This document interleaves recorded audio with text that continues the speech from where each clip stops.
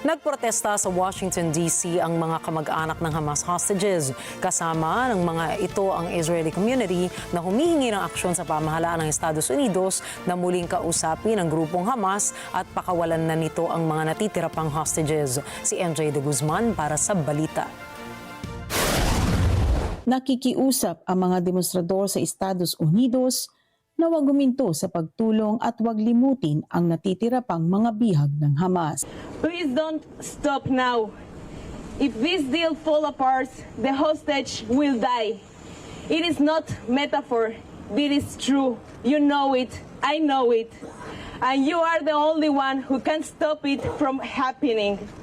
Please, President Trump, don't let them be forgotten. Ayon sa isang ina na may anak na bihag ng Hamas, ang nais lamang niya ay mayakap muli ang kanyang anak. I have not come here as a politician or as an activist. I am an Israeli patriot, and I am simply here as a deeply concerned mother who wants to hold her son again. A mother who expects her country to stand up for her. A mother who expects her prime minister to do everything he can to free Israeli hostages. But instead, he made excuses and favored political consideration opposing the deal. Isinalaysay ng isang dating bihag ang kanyang pinagdaanan. Anya, para sa mga hindi pa pinakakawalan, bawat sandaling bihag ang mga ito ay pagnanakaw ng bahagi ng kanilang mga buhay. My name is Ilana Gritsewski. On October 7, I was kidnapped from my home in Kibbutz Nir Oz, held in captivity for 55 days by Hamas, living through fear, hunger, and torment. But I was one of the lucky ones.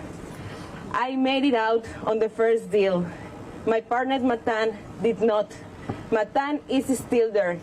79 hostages are still there.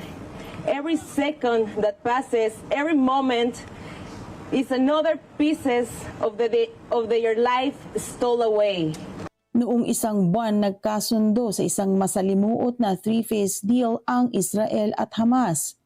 Dahil dito natigil ang labanan sa Gaza. Nagpakawala ng 18 mga bihag ang Hamas, kapalit ng pagpapalaya naman ng Israel sa daan-daang Palestinian prisoners of war. Batay sa ceasefire agreement, sisimulan ng pag-uusap ukol sa ikalawang yugto ng kasunduan sa ika-16 na araw ng unang yugto.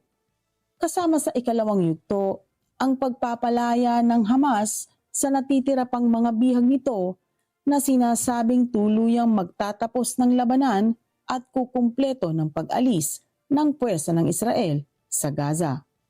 MJ de Guzman para sa Mata ng Agila International, Trusted, Connected.